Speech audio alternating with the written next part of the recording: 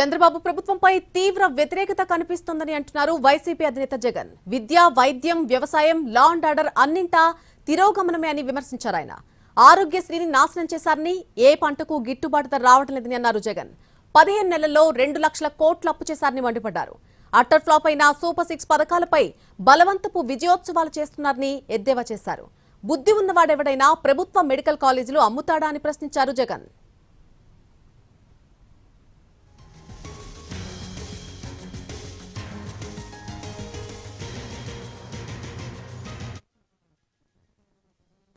ఒక గొప్ప విప్లవం ఇది. పేదవాడికి ఉచితంగా వైద్యం అందాలి అని అంటే, ప్రైవేట్ ఎక్స్‌ప్లాయిటేషన్ సిస్టంలో నుంచి తీసేయాలి అని అంటే ఖచ్చితంగా మెడికల్ కాలేజీలు ఎంత అవసరమో చెప్పే ఒక గొప్ప అంశం ఇది. మరోవైపున దీంట్లో వచ్చే సీట్లు, ఆ సీట్ల ద్వారా మన పిల్లలకు చాలామందికి ఉచితంగా చదువులు, మెడిసిన్ చదువులు చదువుతారు. మిగిలిన వాళ్ళకు కూడా ప్రైవేట్తో పోలిస్తే తక్కువ రేటుకి సీట్లు అందుబాటులోకి వస్తాయి గవర్నమెంట్ మెడికల్ కాలేజెస్లో. అది రెండవ అడ్వాంటేజ్. ఇన్నిన్ని సీట్లు జిల్లాలలో అందుబాటులోకి రావడంతో, రాష్ట్రంలో ఇన్నిన్ని సీట్లు అందుబాటులోకి రావడంతో డాక్టర్లు ప్రతి జిల్లాలోనూ అవైలబుల్గా ఉంటారు. ఒక గొప్ప కార్యక్రమానికి చంద్రబాబు నాయుడు అనే వ్యక్తి స్కాముల కోసం అని చెప్పి ఏకంగా మెడికల్ కాలేజీను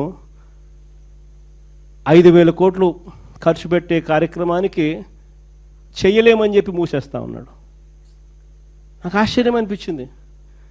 8,000 కోట్ల రూపాయలతో ఈ పథకాన్ని మొదలుపెట్టి మన హయాంలోనే 5 కాలేజీలను మనం జాతికి అంకితం చేసినాం, స్టార్ట్ చేసినాం. మరో 2 కాలేజీలు పులివెందుల పాడేరు. చంద్రబాబు నాయుడు ప్రభుత్వం రాకమునిపే వాటిలో కూడా కోర్సులు స్టార్ట్ చేసే విధంగా వాటికి కూడా అనుమతులు వచ్చేసినాయి. అంటే దాదాపుగా 17 కాలేజీలలో 7 కాలేజీలు మోరల్లెస్ ఫుల్ ఫ్లెడ్జ్డ్ కాలేజెస్గా తయారైనాయి. ఇంకొక 5,000 కోట్లు ఏముందండి 5 సంవత్సరాలలో? సంవత్సరానికి 1000 కోట్లు చూస్తూ ఆడుతూ పాడుతూ పెట్టుకోలేమా? అసలు నిజంగా 5,000 కోట్లు నేను పెట్టలేనని చెప్పి అంటా ఉండే ఈ పెద్ద మనిషి ఆడ అమరావతిలో చేస్తూ ఉండేది ఏంది? ఏం చేస్తూ ఉన్నాడు? ఈయన ప్రాజెక్ట్ రిపోర్ట్ ప్రకారమే 1,00,000 కోట్లు కావాలన్నాడు. ఈయన ప్రాజెక్ట్ రిపోర్ట్ ప్రకారమే మొదటి దఫా 50,000 ఎకరాలను డెవలప్ చేయడానికి ఎకరాకు 2 కోట్ల రూపాయలు అక్కడ ఇన్ఫ్రాస్ట్రక్చర్ కాస్ట్ అవుతుంది అని చెప్పి ప్రొజెక్ట్ చేసినాడు. అంటే ఏంది ఇన్ఫ్రాస్ట్రక్చర్ అంటే ఏంది? బిల్డింగులు కట్టడానికి కాదు, రోడ్లు వేయడానికి, కరెంట్ వేయడానికి, డ్రైనేజీలు ఇవ్వడానికి. వీళ్ళ ప్రకారమే 50,000 ఎకరాలు గతంలో చేసిన దానికి 1,00,000 కోట్లు అవుతాను, 1,00,000 కోట్లు ఖర్చు అవుతుందనంటే గత ప్రభుత్వం చంద్రబాబు నాయుడు ఉన్నప్పుడు 4,500 కోట్లు ఖర్చు పెట్టారు. మిగిలిన 95,000 కోట్లు ఎక్కడి నుంచి తీసుకొని వచ్చి పెడతారు? మొదటి నుంచి నేను అడుగుతా ఉన్న ప్రశ్న అదే. ఈ 95,000కు ఎక్కడి నుంచి తీసుకొచ్చి పెడతారని చెప్పి ప్రజలు అడుగుతా ఉన్నప్పుడు ఈ పెద్ద మనిషి ఇంకో 50,000 ఎకరాలు కావాలంటున్నాడు. ఆ 50,000కి అదే పరిస్థితి ఉంది. ఇంకొక 50,000 కావాలంటున్నాడు. దానికి ఇంకో 1,00,000 కోట్లు. మరి నీకు అమరావతి కోసం 2,00,000 కోట్లు నువ్వు ప్రణాళిక వేసినావు, చేతిలో డబ్బు లేదు, కానీ 2,00,000 కోట్లు ప్రణాళిక అంటున్నావు. మెడికల్ కాలేజీలకు, ఇంతమందికి మేలు చేసే మెడికల్ కాలేజీలకు 5,000 కోట్లు పెట్టడానికి నీ దగ్గర డబ్బులు లేవంటావా? నువ్వు అసలు మనిషివేనా చంద్రబాబు అని అడుగుతా ఉన్నా. ఇది పరిస్థితి. విద్య, వైద్యం, వ్యవసాయం, లా అండ్ ఆర్డర్ గురించి నేను చెప్పాల్సిన పనుల ఏ స్థాయిలో ఉందో మీ అందరికీ కూడా తెలుసు. కరప్షన్ గురించి అంతకన్నా మాట్లాడాల్సిన పనుల. కరప్షన్ అనేది లేనిది ఎక్కడో చెప్పాలా. ఏది ముట్టుకున్నా కరప్షనే. మద్యం, ఇసుక, లాటరైటు, బాక్సైటు, క్వాడ్సు, సిలికా, మట్టి, ప్రతి నియోజకవర్గంలో పేకాట క్లబ్బులు, ఇంకా కుటుంబిషన్ల కాడ నుంచి మొదలు పెడితే ఇంకా స్కాములు అనేకం. భూములు ఇష్టం వచ్చినట్టుగా రూపాయికి 10 రూపాయలకి ఇవ్వడం. కరెంటు కొనుగోలు మనం ₹2.49 మనం కరెంటు కొనుగోలు చేసి రైతులకు మేలు చేసే విధంగా మనం అడుగులేస్తే వీళ్ళు ₹4.60 ఆ రోజు యాగి చేసిన వాళ్ళు ఈరోజు ₹4.60 కరెంటు పీపీఎల్ అగ్రిమెంట్లు ఎంటర్ అవుతున్నారు. ఏది చూసుకున్నా స్కాములే. రాష్ట్రానికి రావాల్సిన ఆదాయం రాష్ట్రానికి రావడంలా, దారి మళ్ళీ ఇలా జోబిల్లోకి పోతా ఉంది. కాబట్టి రాష్ట్రానికి రావాల్సిన ఆదాయాలు తగ్గుతున్నాయి. రాష్ట్ర ఖజానాకు ఆదాయాలు ఎందుకు తగ్గుతున్నాయనంటే ఖజానాకు రావాల్సిన ఆదాయం ఖజానాకు రావడంలా. మన హయాంలో ఇసుక ఎగ్జాంపుల్ చెప్తా, 750 కోట్ల సంవత్సరానికి ఖజానాకు వచ్చేది. ఈరోజు ఖజానాకు రూపాయి రావడంలా, ఇసుక రేటు మన హయాంలో కన్నా డబల్ రేటు. అంటే ఆ ఆదాయం ఖజానాకు రాకోకుండా దారి మళ్ళుతా ఉంది. తెలుగుదేశం పార్టీ వాళ్ళ జోబులు లేకపోతా ఉంది. జిఎస్టీ ఎందుకు తగ్గుతూ ఉంది అంటే దానికి కారణం రాష్ట్రానికి రావాల్సింది వస్తూ ఉంటే కదా. ప్రతి విషయంలోనూ కూడా ఇసుకే అంతే, మట్టి అంతే, క్వార్ట్సు అంతే, సిలికా అంతే, మైన్లలో నుంచి నేరుగా వాళ్ళకి పోతాం, వాళ్ళ జోబీలో లేకపోతా ఉంది. అందుకని రాష్ట్రానికి సంబంధించిన ఆదాయం రాకుండా ఇలా పర్సనల్ జోబీలు లేకపోయి రాష్ట్ర ఖజానా దివాలా తీస్తూ ఉంది. 17 నెలల్లో 2 లక్షల కోట్ల అప్పు. మనం 5 ఏళ్లలో చేసిన అప్పుకు 57% అప్పు కేవలం 16 నెలల్లో. ఈ డబ్బంతా ఎక్కడికి పోతా ఉంది? ఓ స్కీమ్ లేదు, మన పాత స్కీములన్నీ రద్దు, కొత్త స్కీములు ఏవి లేవు. మరి డబ్బంతా ఎక్కడికి పోతా ఉంది?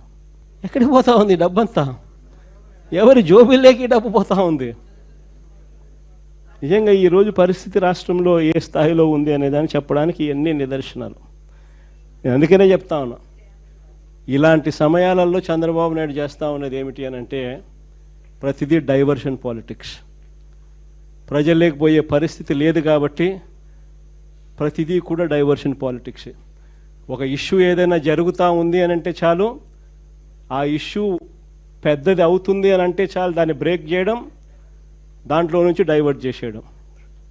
ఆ టాపిక్ డైవర్ట్ చేసే విషయాలలో గుళ్ళు కనిపిస్తాయి, గోపురాలు కనిపిస్తాయి, ఇంకా రకరకాల ఆరోపణలు కనిపిస్తాయి, రకరకాల మనుషుల మీద బురద జల్లే కార్యక్రమాలు కనిపిస్తాయి. ఇవన్నీ కూడా కనిపిస్తూ ఉన్నాయి. నేను మీ అందరితో కూడా ఒకటే చెప్తా ఉన్నా, చంద్రబాబు నాయుడు అనే వ్యక్తి ప్రజల్లోకి పోయే పరిస్థితి లేదు. సజావుగా ఎలక్షన్ జరుపుకునే పరిస్థితి అంతకన్నా లేదు. సజావుగా ఎలక్షన్ జరిగితే చంద్రబాబు నాయుడుకు డిపాజిట్లు రావన్న సంగతి చంద్రబాబుకు తెలుసు. కాబట్టే ఈ పెద్ద మనిషి ఎన్నికలు సజావుగా జరిగించే కార్యక్రమం చెయ్యడు. కాబట్టి మీరంతా ఇంకా ఎక్కువ సన్నద్ధం కావాలి. కాబట్టి మీరంతా ఇంకా ఎక్కువ గట్టిగా నిలబడాల్సిన పరిస్థితి వస్తుంది. 14 సంవత్సరాలు అయింది మన పార్టీ పెట్టి. ఈ 14 ఏళ్ల కాలంలో పార్టీ ఇంత బలంగా ఉండడానికి కారణం ఎవరు అని అంటే వైఎస్ఆర్సిపి ఫ్యామిలీ. ప్రతి కార్యకర్త నిజంగా భుజాన వేసుకున్నాడు కాబట్టే, ప్రతి గ్రామంలోనూ ఉన్న ప్రతి కార్యకర్త భుజాన వేసుకున్నాడు కాబట్టే పార్టీ ఇంత బలంగా ఉంది. మొన్న జరిగిన ఎన్నికల్లో కూడా ఒక్క వైఎస్ఆర్సిపి ఒక్కటే ఒకవైపు, మిగిలిన అన్ని పార్టీలు ఒకవైపు, అందరూ ఒకవైపు, మనం ఒక్కళ్ళం ఒకవైపు. అయినా 40% ఓట్ షేర్తో గట్టిగా నిలబడ్డాం. నేను ఒకటే చెప్తా ఉన్నా, ఈ స్థాయిలో మనం నిలబడగలిగాము అని అంటే దానికి కారణం కార్యకర్తలు. నేను ఈ గ్రామంలో వైఎస్ఆర్సిపి కార్యకర్తను, ఈ గ్రామంలో నేను మహిళా అధ్యక్షురాలను, ఈ గ్రామంలో నేను రైతు అధ్యక్షుణ్ణి, ఈ గ్రామంలో నేను యువత అధ్యక్షుణ్ణి, ఈ గ్రామంలో నేను సోషల్ మీడియా అధ్యక్షుణ్ణి, ఈ గ్రామంలో నేను బీసీ అధ్యక్షుణ్ణి, ఈ గ్రామంలో నేను ఎస్సీ అధ్యక్షుణ్ణి అని అనుబంధ విభాగాలు గ్రామ స్థాయిలోకి వెళ్ళి అక్కడ మన పార్టీని ఓన్ చేసుకొని భుజస్కంధాల మీద వేసుకొని వాళ్ళ ఆ తర్వాత వాళ్ళ కమిటీలు వాళ్ళు వేసుకుంటే, ఆ తర్వాత చంద్రబాబు నాయుడు కాదు కదా వాళ్ళ నాయన తలుచుకున్నా కూడా వైఎస్ఆర్సిపి గోటికి కూడా పనికి రాకుండా పోతారు. అది మీరు రికగ్నిషన్ ఇవ్వాలా. మీరు ఇవ్వాల్సిన రికగ్నిషన్ అది. చాలా సులభమైన పని. ఇప్పటికే పార్టీని చూస్తే, ఇప్పటికే పార్టీ ఆర్గనైజ్డ్గా ఉన్న తీరును చూస్తే, ఆర్గనైజేషన్ స్ట్రక్చర్ చూస్తే, ఇప్పటికే ఒక వ్యవస్థ ఈ 16 నెలల నుంచి ఆల్రెడీ డెవలప్ చేసినాం. రీజనల్ కోఆర్డినేటర్స్ ఉన్నారు, జిల్లా అధ్యక్షుల్ని ఆల్రెడీ నియమించినాం, పార్లమెంట్ అబ్జర్వర్స్ ఆల్రెడీ ఉన్నారు, పార్లమెంట్ సెక్రటరీస్ కింద ప్రతి రెండు నియోజకవర్గాలకు అబ్జర్వర్ స్టేటస్లో ఒక పార్లమెంట్ సెక్రటరీని కూడా నియమించినాం, కాన్స్టిట్యున్సీ ఇన్ఛార్జీలు ఉన్నారు. వీళ్ళంతా కూడా డిస్ట్రిక్ట్ కమిటీసు, మండల్ కమిటీసు, గ్రామ కమిటీసు వేసే దిశగా వీళ్ళంతా కూడా అడుగులు వేస్తూ ఉన్నారు. వీరితో పాటు మోస్ట్ ఇంపార్టెంట్ ఏమిటో తెలుసా? అనుబంధ విభాగాలు. అనుబంధ విభాగాలు అన్నది ది మోస్ట్ ఇంపార్టెంట్ థింగ్. ఇది మనకు తెలియని ఓనర్షిప్ ఇస్తుంది.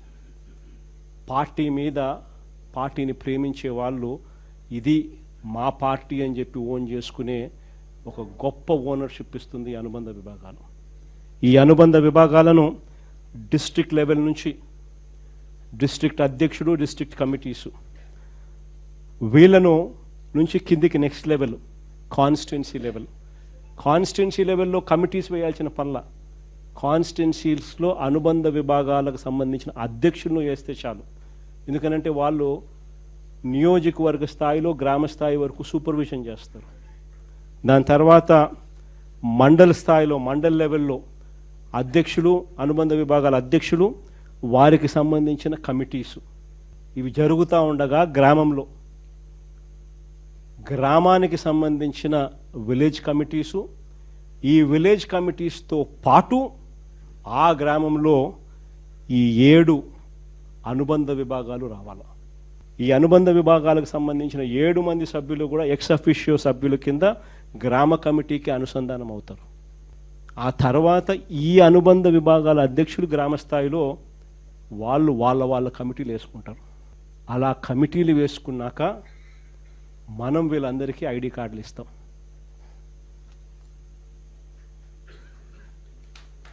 ఈ ఐడి కార్డులు ఇచ్చే కార్యక్రమం సంక్రాంతికి ఇవ్వాలని తాపత్రయం.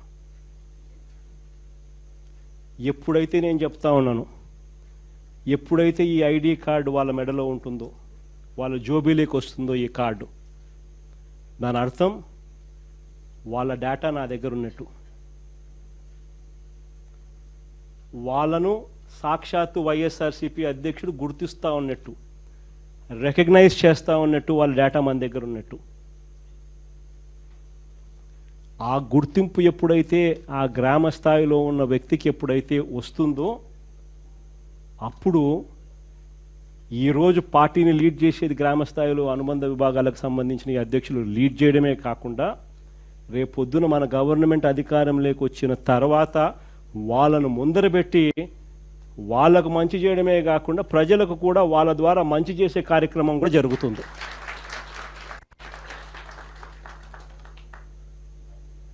ఇది చేయించాల్సిన కార్యక్రమం. ఆర్గనైజేషనల్ పరంగా మనం 100% ఈ దిశగా అడుగులు వేసి 100% దీన్ని గ్రాస్ రూట్ మీదకి తీసుకొని రాగలిగితే ఎందుకు జరగదో చూస్తాం. చివరిగా ఇంకా ఒక లాస్ట్ ప్రోగ్రాం ఒకటి లాంచ్ చేస్తున్నాం. ఈ ప్రోగ్రాం ఏంటంటే మన కార్యకర్తల కోసం, రాష్ట్రంలో అన్యాయానికి గురైన ఏ కార్యకర్త అయినా కూడా డిజిటల్ బుక్ ఇప్పుడు లాంచ్ చేస్తా ఉన్నాం. మీ అందరి సమక్షంలో రేపొద్దున రాష్ట్రంలో ఎక్కడ ఎవరికి ఏ అన్యాయం ఇప్పటికే జరిగినా ఆ డిజిటల్ బుక్ను వీళ్ళు దీన్ని ఉపయోగించుకొని 2 రకాలుగా ఈ డిజిటల్ బుక్ పనిచేస్తుంది. /digitalbook/vySRCP.com లోకి వెళ్ళి ఎంటర్ అయ్యి మీ ఫోన్ నెంబర్ను టైప్ చేయగానే ఓటీపీ వస్తుంది. దాన్ని ఎంటర్ చేయగానే లొకేషను, కెమెరా, పర్మిషన్ అడుగుతుంది. అది మీరు ఇవ్వగానే మొదట మీకు జరిగిన అన్యాయం గురించి వివరాలు అడుగుతుంది, మీరు నమోదు చేయాలి. ఆ తర్వాత మీ దగ్గర ఏమైనా ఈ అన్యాయానికి సంబంధించిన ఫోటోగ్రాఫ్స్, ఆధారాలు, ఇంకా ఏదైనా అప్లోడ్ చేసే కార్యక్రమాలు కూడా చేయాలి. ఆ తర్వాత అది ఆటోమేటిక్లీ ఆ డిజిటల్ బుక్లో స్టోర్ అయిపోతుంది. ఇది ఒక రకమైన పద్ధతి. రెండో పద్ధతి IVRS విధానం కూడా ఉంది. అంటే ఒక టెలిఫోన్ నెంబర్ 04049171718. ఈ ఫోన్ నెంబర్కు మీరు ఫోన్ చేస్తే వైఎస్ఆర్సిపి అన్యాయానికి గురైన కార్యకర్తల కోసం డిజిటల్ బుక్లో ఫిర్యాదు చేయొచ్చు. ఫోన్ చేసిన వెంటనే బీప్ సౌండ్ వస్తుంది. వెంటనే ఫిర్యాదు చేయాలనుకున్న వాళ్ళు తమకు జరిగిన అన్యాయము తాము ఏ నియోజకవర్గం నుంచి చేస్తున్నారో చెప్పాలి. ఆ తర్వాత ఎవరి మీద కంప్లైంట్ చేస్తున్నారో, జరిగిన అన్యాయం ఏమిటో, ఆ వివరాలు ఏమిటో కూడా చెప్పాలి. అలా చెప్పిన వెంటనే ఆ నెంబర్కు కాల్ చేయగానే దశల వారీగా ఏం చేయాలనో గైడెన్స్ ఇస్తూ కంప్లీట్ చేస్తుంది ప్రాసెస్ను. ఇది అన్యాయానికి గురైన ప్రతి కార్యకర్తకు ఇది ఒక శ్రీరామ రక్ష. నేను ఈరోజు చెప్తా ఉన్నా, ఆ ప్రతి డేటా కూడా ఆ డిజిటల్ డైరీలో నమోదై ఉంటుంది. రేపొద్దున మనం అధికారంలోకి వచ్చిన తర్వాత ఈ డిజిటల్ డైరీలో నమోదు చేసిన ఈ కేసులను మీద ప్రత్యేకమైన బృందాలను పెడతాం. అన్యాయం చేసిన వాళ్ళను రిటైర్ అయిపోయి ఉన్నా కూడా, రాష్ట్రంలో వాళ్ళు లేకపోయినా కూడా, సప్త సముద్రాల అవతలున్న అందరినీ పిలిపిస్తాం. చట్టం ముందర నిలబెడతాం. నిలబెట్టించి శిక్ష పడేలా అన్యాయానికి ఈరోజు గురైన వ్యక్తికి సంతోషం కలిగించేలా ప్రతి అడుగు దీని ద్వారా పడుతుంది. ఖచ్చితంగా వీళ్ళేదో రెడ్ బుక్ అంటా ఉన్నారు. రేపు పొద్దున డిజిటల్ బుక్ ఎలా ఉంటుందో కూడా వీళ్ళందరికీ కూడా అర్థం కావాలి.